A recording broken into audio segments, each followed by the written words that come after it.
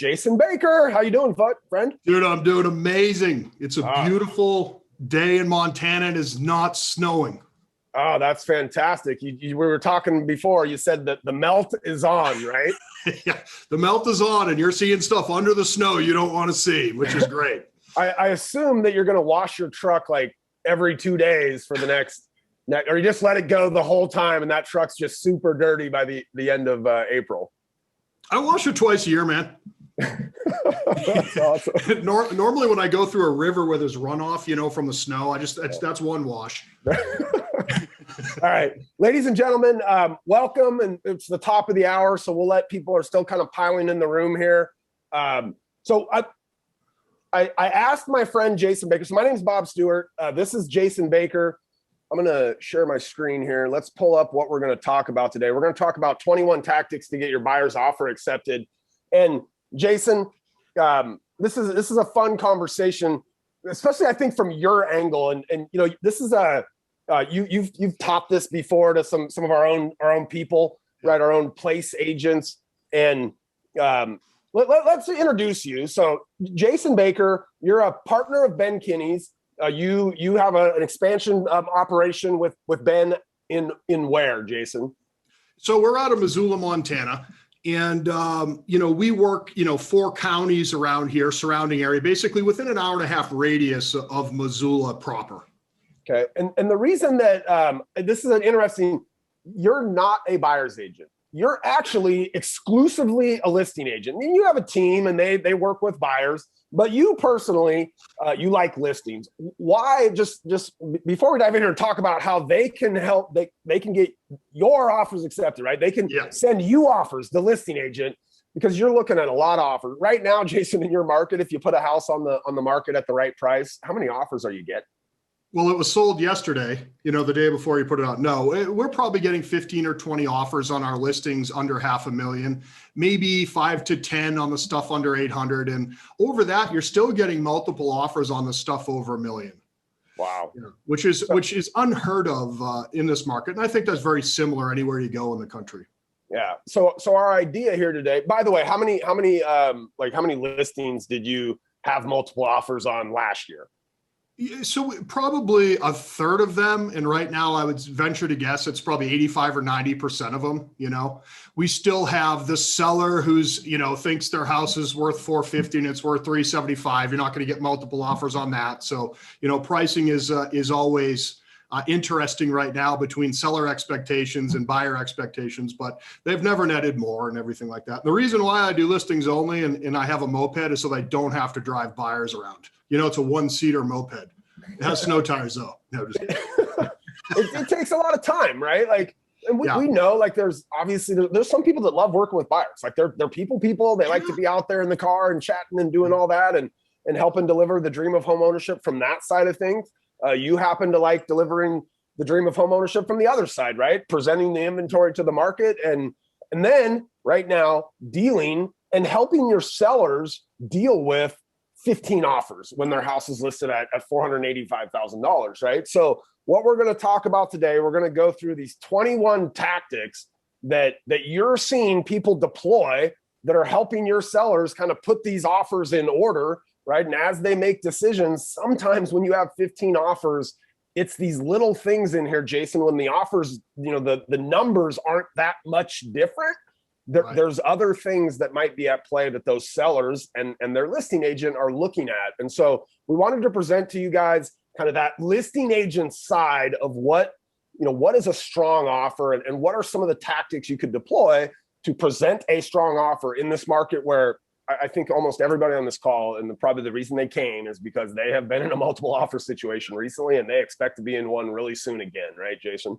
Yeah, me and my admin sat down the other day and we put this list together of just some things we're seeing. Look, we're in a very small market, okay? There's big city people on here that have probably seen, they could probably make a list of 45 things. I think these are the important things for us, the things we like to see when we're, negotiating all these offers. Because, here's the thing, like, oh yeah, I'm so great. I got 15 offers. Well, there's 14 buyers that didn't win out there. And that doesn't make me feel good. And I'm like, why didn't their agent just do a couple of these things? So anyway, here we go.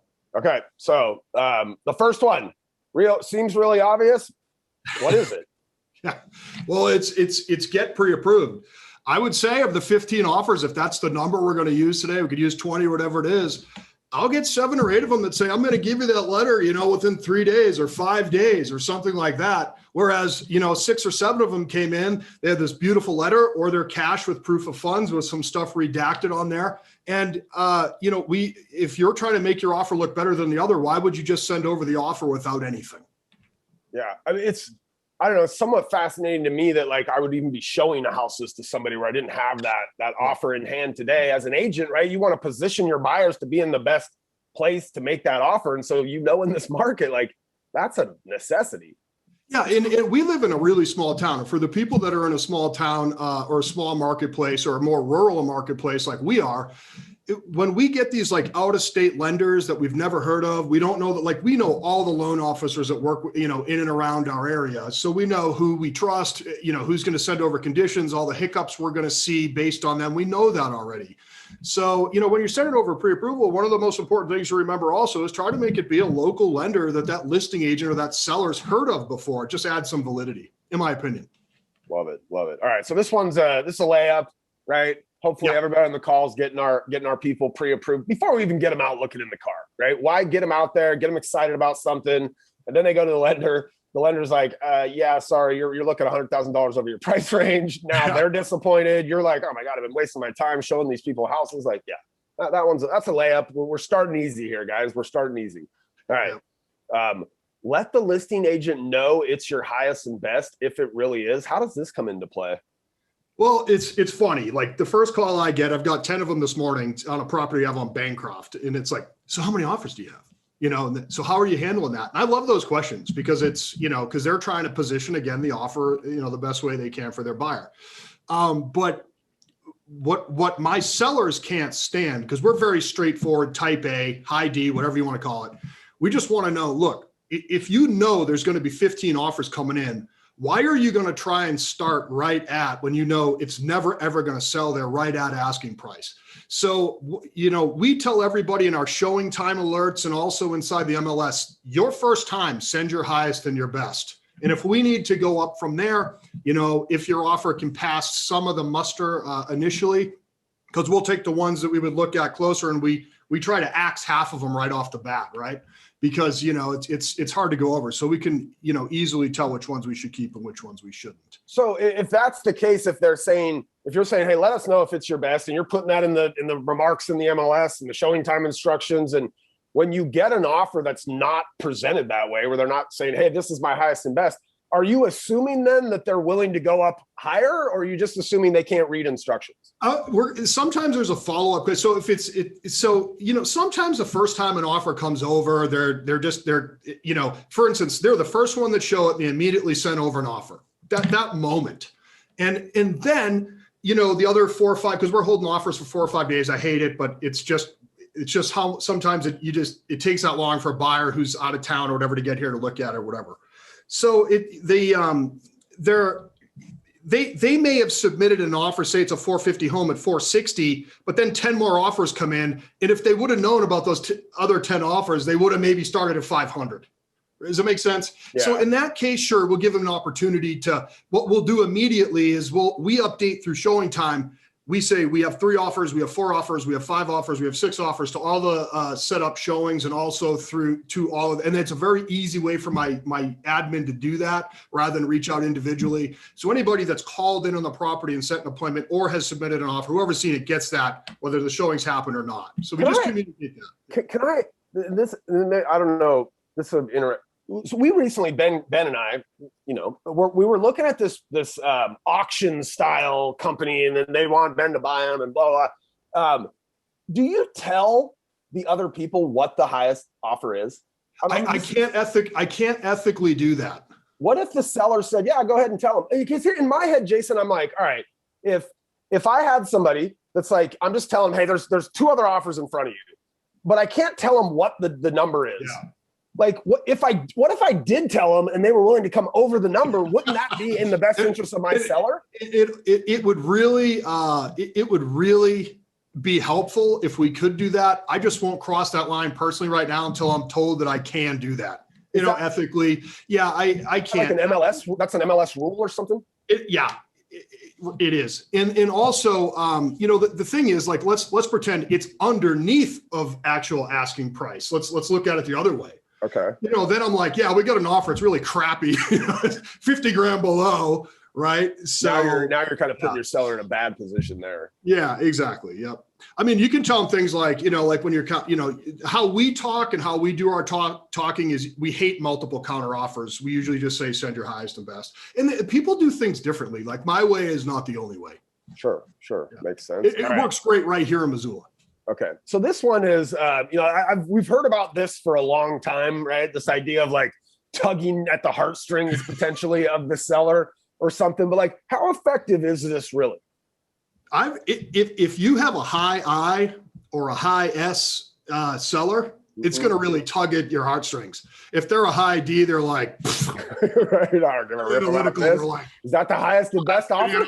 A high C, I do not laugh. Over here, no emotion on either end of that spectrum. But half the time, like there's been times where there's like a lower offer. It's crappy, out of state lender. 17 homes to sell behind this one. And they're like, oh, but my gosh, their dog is amazing. It's a wrinkly dog and it's so cute. That kind of, it's just, you're kind of wondering like, I'm like, oh no, please don't do that. Sometimes you can't talk them out of it.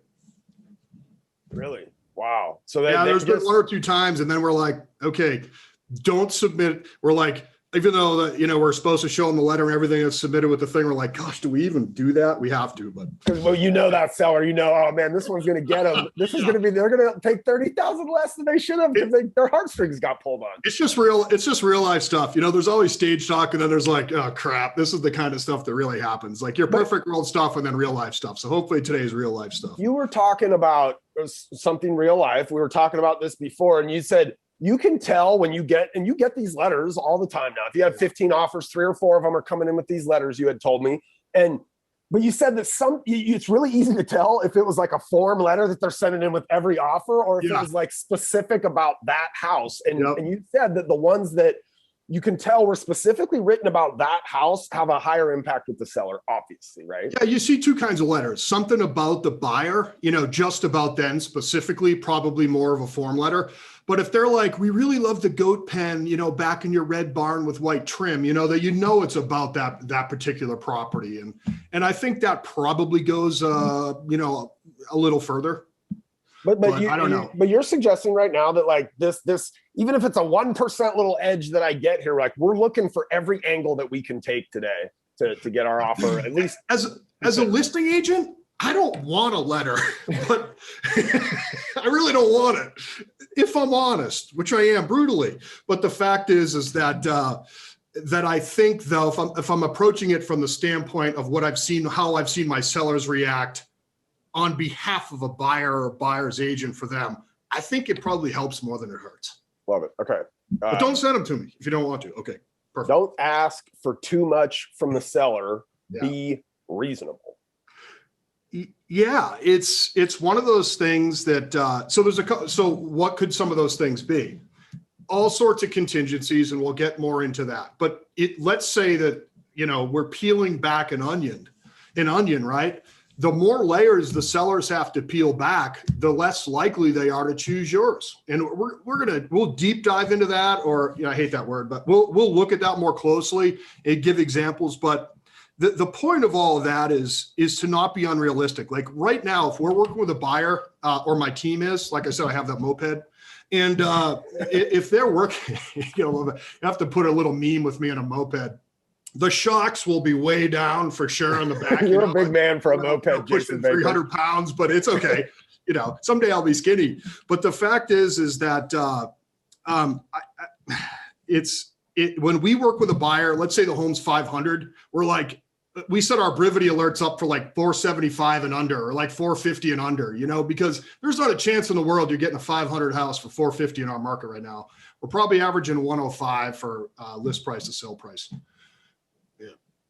So like, what would be a couple things that you've seen on your offers where you're like, get out of here? Like, what are these people thinking? First of all, coming in way under, when it's a day on the market, coming way under asking price, that drives us crazy.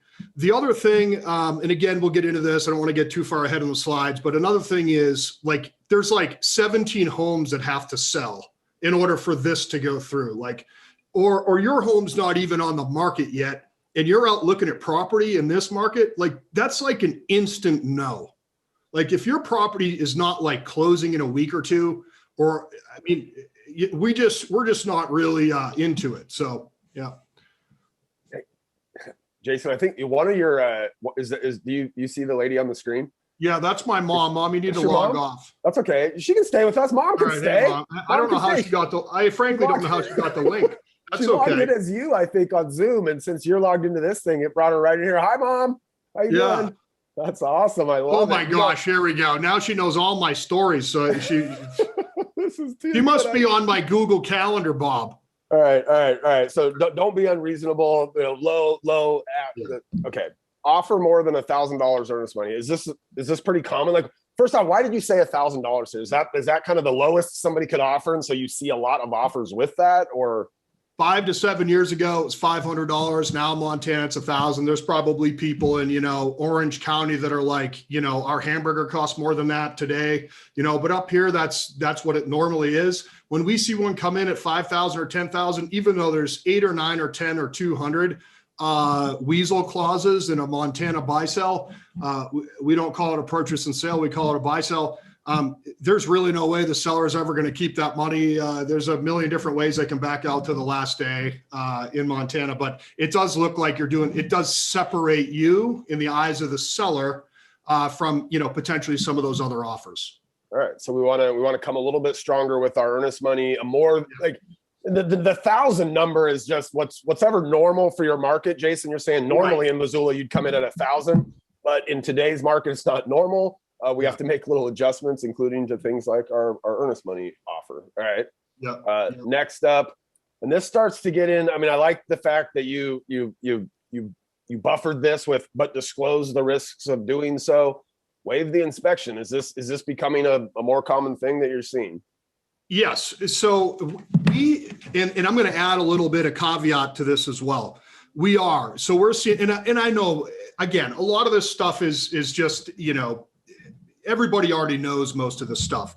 But the fact of the matter is, if you get one thing on here that's valuable, yes, waiving the inspection. So if we see it, so other than the initial negotiation up front, which right now is becoming less and less a negotiation downward and more of one upward, if my seller doesn't have to worry about paying for anything on the home inspection, that's a huge, like probably 5 times in the last month, they've won because they've done that. But then here's what someone did 2 days ago, and it really, it upset my seller, and it should have never happened.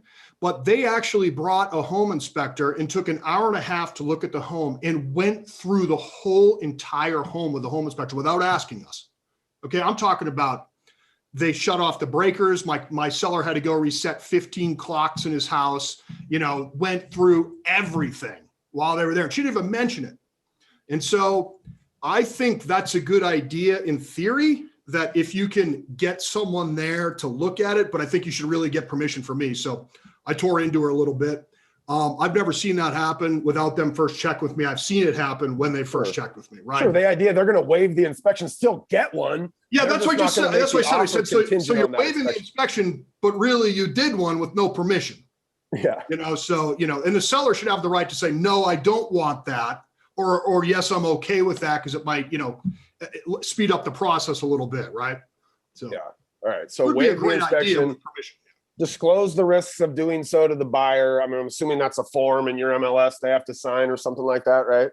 Yeah, it would just be for us, like on the buyer side, like we want to make sure if we're waiving that inspection that they're not going to come back and say, well, they pressured us into, doing this. So, whether it's in an email or, around here, it's pretty informal, but whether it's in an email or an addendum or an amendment or something like that to buy. Got it. All right. So next we might waive the appraisal. I like this second part and maybe kind of talk about waiving the appraisal, which again, pretty obvious, right? Like what it is, but why that second part there? Yeah, it's one of those things where we're not having a lot of appraisal issues. Quite frankly, these appraisers are, it's crazy that a house will sell 6 months ago and then sell right now for 150 over. Like we sold a house for 480K 6 months ago, and it just resold for 650. And of course, the first person to call me was a seller. Well, all heck has broken loose out in the last 6 months here. Like I think we've had 13 or 14% appreciation just in the last 6 months. And before that, it might've been like 3 or 4%, like for the previous 6 months. So you're so you can look like a zero really quickly. But when a seller sees that, when these offers are going up, 40, 50,000 in our market, where our average sale price is about 400, maybe 4.25 right now. And they waive and we get an offer for 500, which would be commonplace. The seller's first fear is that may not appraise, right? So this buyer is basically saying, we're going to remove that fear or, our ability to come back for that reason. Now, of course, they could just get a financing decline letter, day before closing. And because that contingency typically runs the whole entire length of the contract, they may be able to wiggle out. There's probably ways to stop when you do have somebody waiving the appraisal as a listing agent, you want to see that proof that the difference, let's say it was 475 listed at, they come in at 500,000. You basically want to know, like, how are they going to cover this other 25,000? Right. Should it not appraise, right? Are they financially capable of doing that? Correct. And so you could ask for a financial statement, letter from their financial advisor, letter from their banker, whatever else, right? So we sold a property, I think we listed it at 490 or 470, I don't know, a few months ago. And it ended up selling for 590, but it only appraised for 500. So we had checked their assets before. They had waived that, and they had, oodles of money in there. So the 90,000 it didn't matter. They were one of those California buyers you and I were talking about before, right? They sold the house for $1 million there, and they were heading up to Montana is closed. Montana's closed. Jason, that it doesn't actually rain that much here in Seattle. We perpetuate that myth to the country to keep all the Californians down in California. Well, it's exactly right. Now, if there is a California buyer that's going to come up here, they have to sign something that says I can still hunt and fish on their property. I just can't let them in. Okay, let it be known now. All right. Okay, so we touched on this a minute ago in the don't be unrealistic, right? Yeah. But like, don't even think about coming in low. Like, listen, a lot of this I think is like preparing our buyers for the realities of the market, right? Like you might look, you have a buyer that's like, oh, I want to make a low ball offer everywhere, right? I want a deal. Yeah, you have to be preparing them for like, look, if you want this house, this is not the house to do that on, right? Yeah.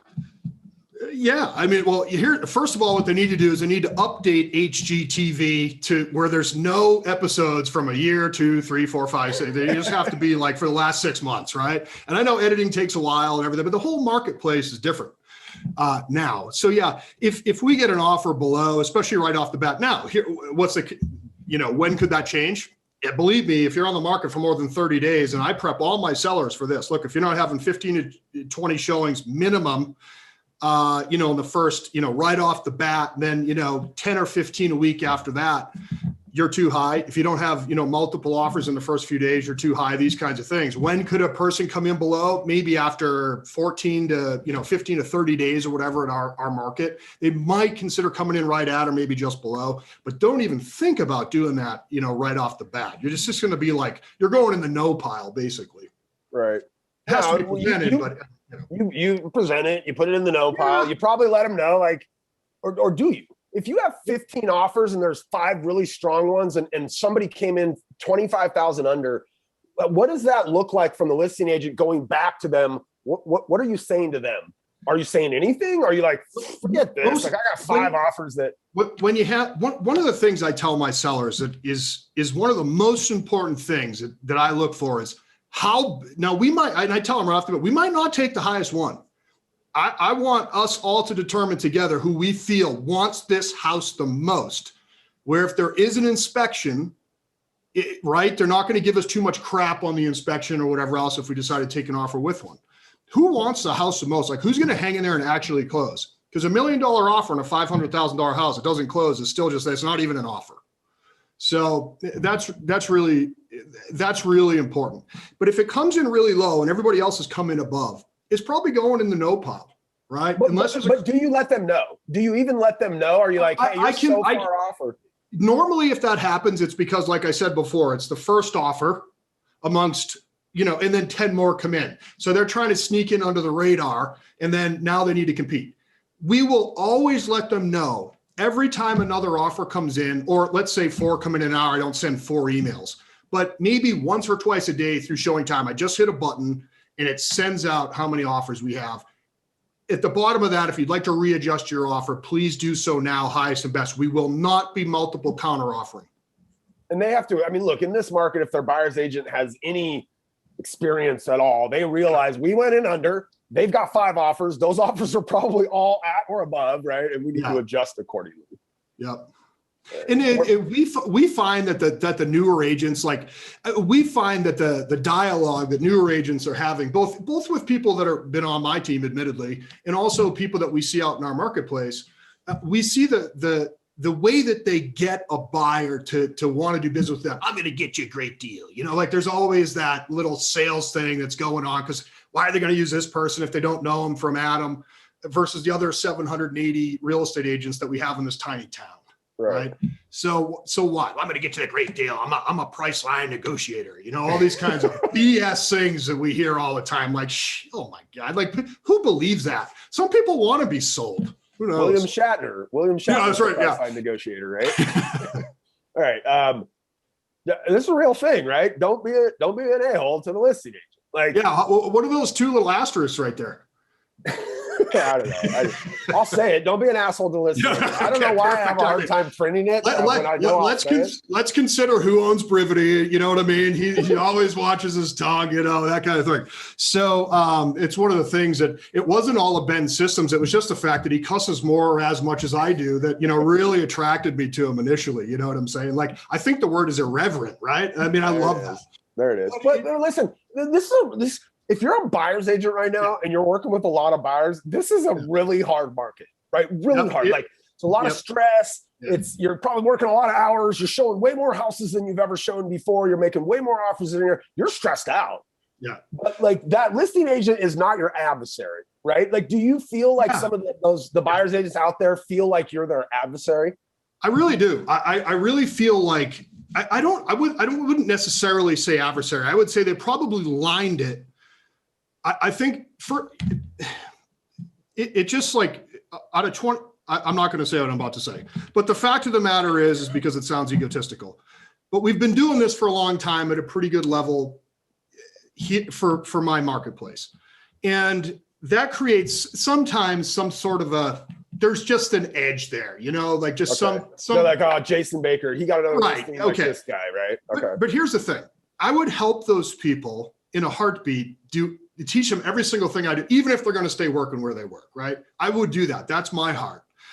But I think realistically, I got to think about how they're thinking. They could be super frustrated that this client, they might have submitted 12 offers and been out for 2 weeks. So I got to understand that a little bit, but just be nice and easygoing. And I remember that. And so and who really remembers that more important to me is my team, like Deb, who does all my transactions, and my mom that you got to see.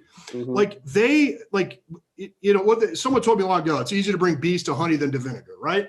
So just be nice. I think you should do that anyway. And some people just aren't. They just send over an offer. They don't say anything. It's just an email, What is I feel like there's maybe a short-term detriment to being that person and a long-term detriment, right? Yeah. But the long-term detriment is here comes Jenny again. We don't want to deal with her, right? Or what is the short-term detriment? Do you ever have 2 offers and it's just these are the exact same offer? Are you telling your seller look, we got 2 offers. These are exactly the same. This agent is a real ass. I think you should go with this. That's what offer that's equal because this agent is not an ass. They're actually really nice. I everything in my being wants to say that because I don't ever I have no filter. Anybody that spent more than 30 seconds with me will know that, right? Yeah, I have. I'm probably oh my, what did he just say after So I'm trying to keep it really, but I can't really say that. But what I can say is, I can say just a couple examples or some things that give me pause. My job is to find an offer that'll close, but I have to keep my personal emotions out of it, which again, I'm not highly emotional, but I have to keep my 2 cents out of it insofar as much as the personal opinion is. However, I could give them an example about a past deal that's recently blown up because of maybe some inexperience, but I have to phrase that in a way that's not unethical. That's not, speaking badly about another agent. Yes, I understand if it's true, I can say it, these kinds of things. But ultimately, if you're acting in an unprofessional manner towards your seller, as much as they might be laughing right there, they're probably a little uncomfortable inside. And so we have to really watch that. But believe me, I've got a mental tally, and there are ways to do that. I got a mental tally on that. All right. What's next? Get a bridge loan rather than using a contingent offer. What does this look like? Like, is this happening often, or what? It is. Yep. So so one of the questions that we ask our sellers, like for instance, like if our sellers are buying and they don't owe anything in their house, which is very common for baby boomers, right? And they really want to be competitive, but and we coach them and say, look, the chances of your offer getting approved in a multiple offer situation, if you have a house to sell, especially if it's not on the market, is probably -400. Okay. So do you want to win? And if the answer is yes, I want to win, and say, great. Well, how much do you owe in your house? Great. What do it's worth, because we just went over it. Great. So do you have a local banker that you work with? Great. Could you go down there and could you explain to them that you're trying to buy a house that's 500 grand, your house is worth 900 grand, say they're downsizing, and that you would just like a temporary loan for 500,000. And therefore the deal going in there is cash. Basically, it probably is a good idea to say that the funds are coming from a bridge loan.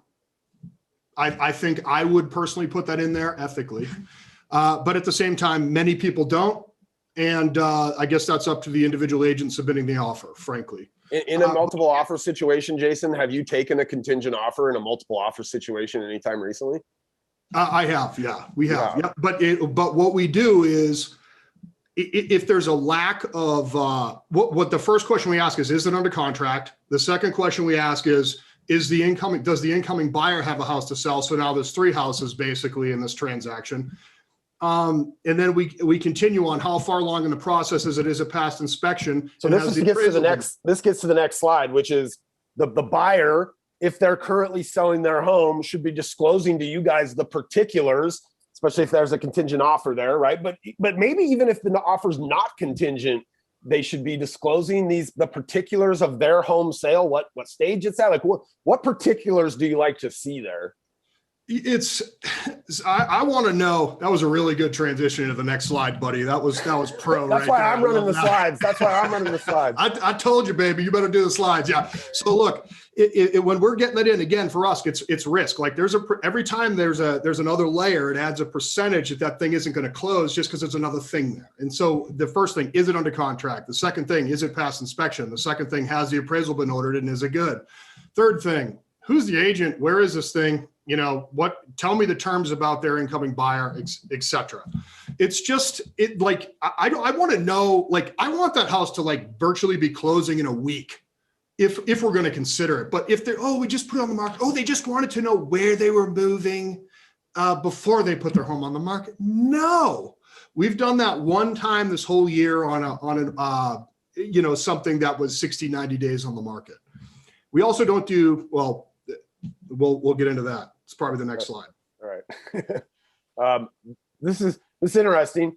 Be an experienced agent, which if I'm not, I can't just, spin around in the phone booth 3 times and walk out with the E on my chest. But or CC an experienced agent. You're basically suggesting they bring somebody in to ease your concern that things might not get off the rails, or the number one of the big, huge issues that we have in Montana, even though it's not an issue, but it's for a rookie agent, when we get back a home inspection, if there is one, okay, every single home inspector around here says that the house, the dirt around the home is angling in towards the house, the foundation of the home. So therefore, this could cause, even if they go in the crawl space, there's not a lick of moisture, but this could magically now cause, because this particular home inspector said it, some issues. And so and just other issues like roof issues or the LP siding that had issues or the, granule loss or just like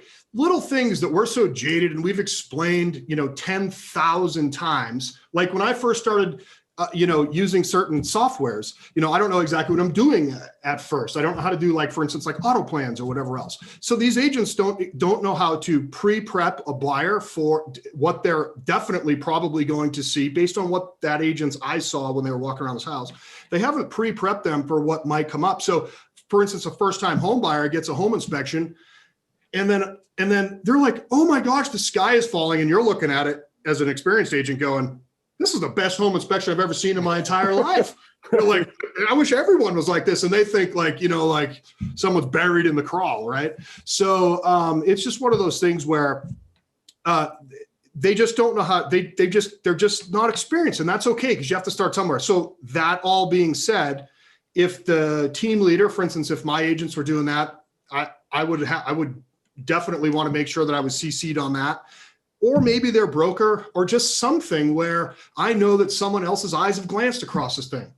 Right. You're not going to have to guide that agent through the transaction. You're not going to have to be the one to explain to them that every single house in Missoula has the graded right dirt into the foundation. Like, okay. Here's the thing for team leaders too, though. This is a recruiting time. The kinder you are to that inexperienced agent, it might go really well for down the road if they don't like where they're at too. So don't smack them, but, kindly say, hey, have you run this across your broker's desk? Has John seen this, or has, or something like that. And you've been in there, all the players in Missoula, and when an offer comes in, you're like, I've never seen this name before. This guy must be new. Like, that's when you're probably having that conversation. Like, hey, has John seen this? Or, right. Yeah, if you're a showing assistant for somebody, just make sure that they're CC'd on there. So at least I know when I'm reviewing that, or my team knows that that it's not just necessarily you if I've never heard of you before. Got it. Okay, so be responsive. A great listing agent will ask great questions. I would assume this is all throughout. Maybe not even in the offer stage. We're talking later down the road, even maybe if there's a renegotiation during the inspection phase or whatever. But does it happen where a buyer's agent puts their buyer in a bad position during the offer process because of some question you're asking them, and they don't get an answer for you, and now you don't have the full information you need from them, and some other offer that is more responsive and they step in? Yeah, it's so when we can reach, I think that's supposed to say a great buyer's agent, but that's okay. I wrote this, and so therefore there's a good chance it's wrong or spelled wrong or no punctuation. So anyways, text messaging has completely retrained my brain. A great buyer's agent will ask great questions. Yeah, that's right. So they'll call and they're going to ask us all sorts of stuff. Again, how many offers, this and that. Find out more about what the seller's wants and needs are, these kinds of things. But here's the thing, when we're going to give you those questions back, the dialogue, we can't, if we're trying to get your offer approved for you, do the best we can to make your offer look as good as it can to my seller. Well, by gosh, answer your phone, check in with us. We get these, we had a deal last week. We have an email, offers@jasonbakerteam.com. Agent sends in an offer that would have won to offer with no S at jasonbakerteam.com. Oh. Never calls us to make sure we got it. Has no conversation with us, even though we're holding the offer for 4 days, and just assumes we got it. And that was it. It was just like crickets chirping. So yeah, I feel bad for the buyer. If that buyer would have won, faux show. Oh, that hurts. That hurts. All right. So just, this is what does that conversation look like between her and the buyer, right? But that gets to communication, and man, they should have just checked in. And I don't even know if we have check in to make sure the listing agent got your offer as one of our 21 tactics here, Jason, but it should be, maybe it's number 22, right? Yeah. Ask us if we're holding offers and holding the offer you sent us. That's right. Yeah. So we'll just put a little. Right? Yeah. Did you get my offer? Yeah. Did you get my offer? He gives a crap about all those other ones. Just tell me if you got mine. So what is this one? Asking us if we're holding offers for a certain amount of time. Yeah. So right now, I used to say, right now we're going to get inundated with offers. I mean, it's just a case. I think I think if you put it live Wednesday or Thursday, Monday is a good time to respond. I don't think you need to keep it for 7 or 10 days. I think that scares some buyers off, especially your faster movers, your D's and your I's. So I think people understand naturally time for an open house or time, over the weekend, the seller might be traveling. I think, try to respond as soon as possible. But when somebody so we have this one on Bancroft. It's just a great example. It's my most recent one. So the guy sends an offer over within 3 seconds of it going live. He was a first showing, first time slot because there's time blocks. So she works from home, blah, blah, blah. The offer comes in. He just sends it. And, he never asked me that question. And so when it was clearly stated there in the showing time and in the MLS instructions that we're holding it till tomorrow, which is an extremely long time, but it's what the seller wanted. And when he finally read it, I'm like, well, we'll let you know Thursday. He's like, what the hell are you talking about? Today's Thursday. And I'm like, yeah, next Thursday. And he got really pissed. They retracted their offer. But had he asked that question or read the instructions that were clearly stated, then that wouldn't have been then the proper expectation would have been given to the buyer, and we may not have had to go through that little. There's downstream implications for the buyer there too, right? Because maybe they're sitting now not making another offer because they're waiting on the response from this offer, not realizing that response isn't coming for a week, and their agent doesn't even realize that. I mean, he ends up in your particular. Well, they put the response time is like. They'll send me the offer at 1. They'll put the response time for like 4 hours from now. I'm like, if I could put the middle finger up right now on this thing because it's being recorded, I won't. But I mean, but I would get maybe I would give it to him, hypothetically speaking. But it's just one of those things where have a little respect for the seller if that's what their wishes are, and just be a professional for your buyer. Really, we see it all the time.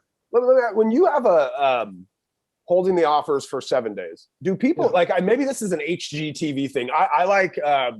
The Sirhan and those guys, right? I watched that show.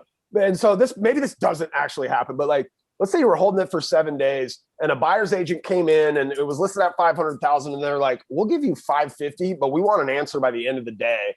Does that ever happen? Do people kind of put pressure on you guys to say, hey, we don't want to wait the whole time, but we'll go way over right now? It does happen. And realistically, here's the thing. So I am a man of my word.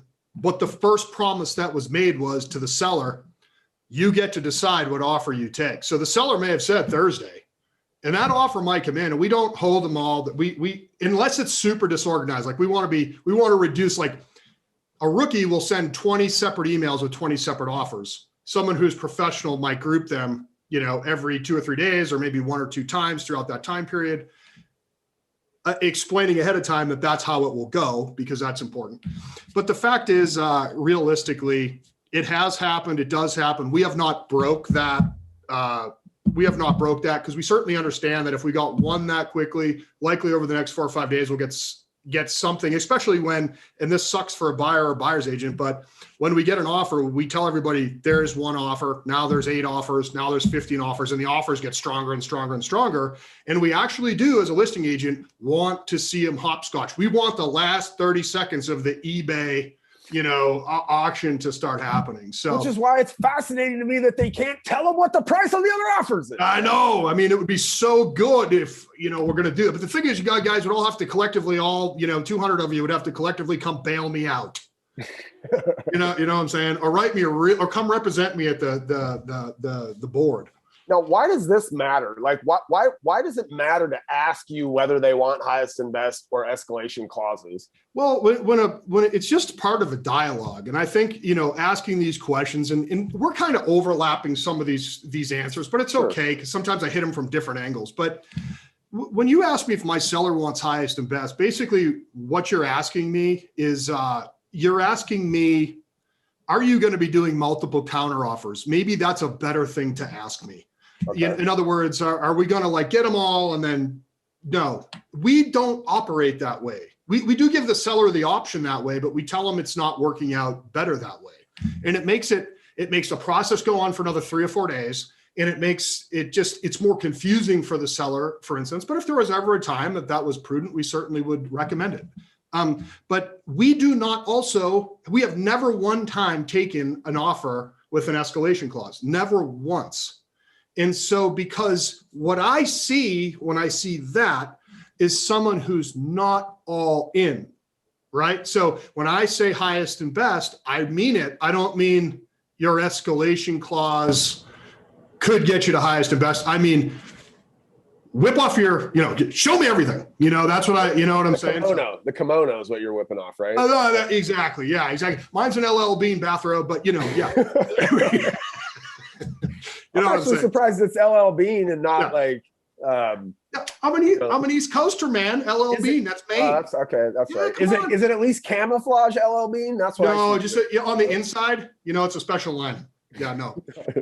All right, don't play games. What kind of games are buyer's agents playing? What do you mean? No, there's all sorts of games that they play. Mainly, it's just when they submit the offer, how much they submit it for. Like being an ass to me for the last 2 years, and then, oh, Jason, how you been? All that kind of crap and everything. You know what I mean? So I like lunch like the next guy. Ask us if there are other offers, and if so, how many? Yes. And do people not do this? So you have buyer's agents that come in and on your 15 offers, Jason, how many people are asking you how many other offers there are? 10. So 5 of the agents are they're just blindly sending an offer. They don't even write a word. Like they'll just send me the Authentisign. Does anyone even use that anymore? But anyway, they'll just send the Authentisign link and not a word in there. You guys are Missoula. If people were using it 10 years ago here, you guys are using it today. Authentisign, is that what you said? Yeah, and we, when we're doing our numbers with the seller, we're using Abacus. I don't even know what that is. I've heard of those. All right. I have way more gray hair than you. Consider offering a rent back to the seller until they find a home. Yeah, it's one of the, as far for all the listing agents out there, the number one objection that we're getting right now is, Jason, I don't have a place to go. Our whole city for single family residents I pulled yesterday has 65. The whole city, like 75,000 people. There's only 65 SFRs for sale. Some of them aren't built. Lots of them are over $1 million. So if we're talking like under 500K, maybe there's 15. Wow. That's it, right? And that's 90% of what sells around here, right? With the average sale price of 4 to 4.25. So my sellers want to know that they're not going to be living under a bridge, even though the pigeon tastes really good under there, they want to just make sure, and there's always a campfire going, and a bucket, but we want to just make sure that they have a place to go. So one of the questions back, that last slide, you don't flip back, but what are some good questions to ask? Well, ask me like, would the seller like to stay there a little longer? Would it be helpful to get my offer considered if we gave them 60 or 90 days or more? Great. And then let's talk about what the rent would be. Make that picture finite for the seller. 90% of my sellers, I have to write subject to the seller finding suitable housing. We've never not found them one, a rental or otherwise. But a lot, like we wrote one up right now where the people are just breaking ground on a house, and the people bought their house for way over asking price, letting them live there until the house is built, even if it takes 8 months. The seller's like, how do I say no to that? Yeah. But it's hard. It's hard for a high D or a high I or someone who's got kids or whatever else. It just wants now. That's a big one because there's a big financial component there, right? It's like they're not going to have to make just take your seller who's going to be there for 8 months while that next house is being built. They don't have to pay to move out of that house now into an apartment. They don't have to pay, they're paying rent or whatever, but they don't have to pay to then move from the apartment into the new house, right? Yeah. So they're actually saving some money, and that could factor into the offer. Maybe they take an offer that's $5,000 lower because they're going to let them rent it back. And that saves them all that moving cost of having to. Yeah, you guys have stuff called like pods.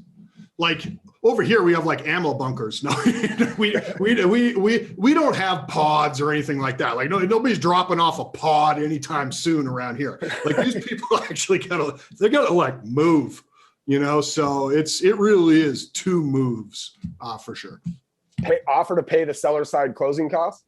Yeah, we got one the other day, and it was pretty cool. They're like, we'll pay the title fees, the title closing fee, the transfer fee, everything else. So it was, I'm not sure if they won, but it was cool to see that, where they do that. Yeah. Just any little thing that we can get a leg up. It was kind of a cool thing, just like try. And it starts with their agent being kind, just saying, what can we do for the seller? Make it right now. You got to really make it like seller oriented. Unfortunately, some people are trying to just, ram through their offer, and it just doesn't work right now. And this is our last one. This is number 21. Are you suggesting that you could be bribed? No, not at all. Not at all. No, You wrote okay. that. I didn't write that. But if I stood up and gave you a side profile, perhaps there was some stake, involved at some point.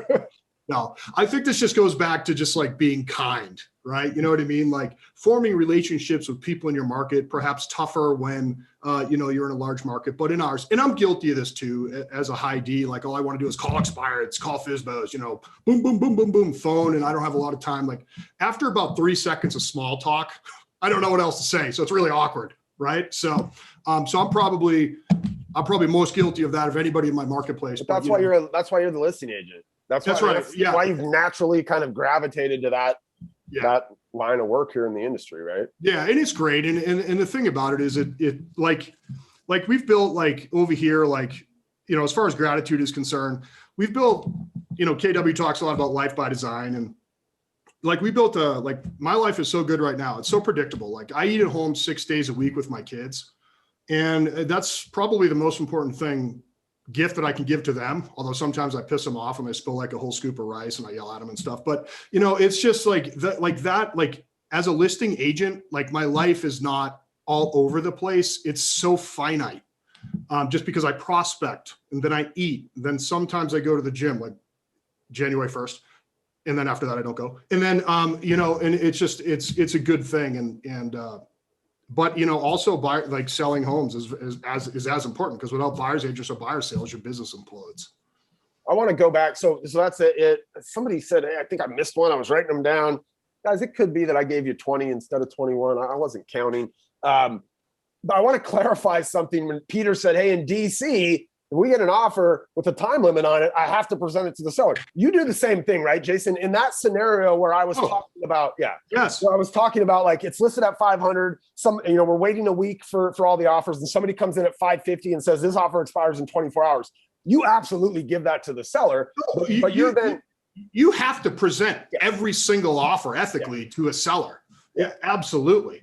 That time frame is not set by me. It's recommended by me and amended by some sellers say, Jason, if we get an offer we like, we're going to take it. We're not blanket doing these, things like that. More recently in the last couple of months, we've almost had to.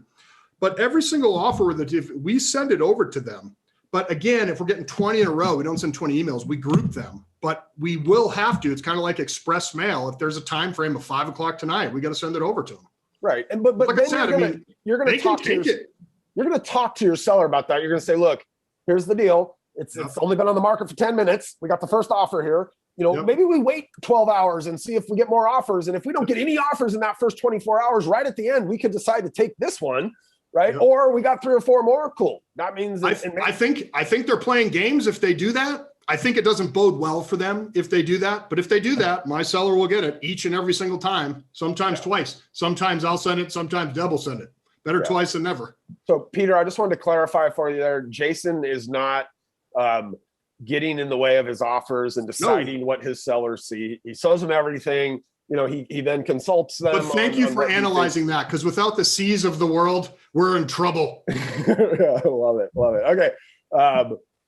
Oh man, she put them all on here. Get pre-approved before looking. I'll tell you what, Cindy Tolentino, if you email me, bob@benkinney.com, I'll send you these slides just to make sure that we got all of them on there. Thank you for the awesome list sent back.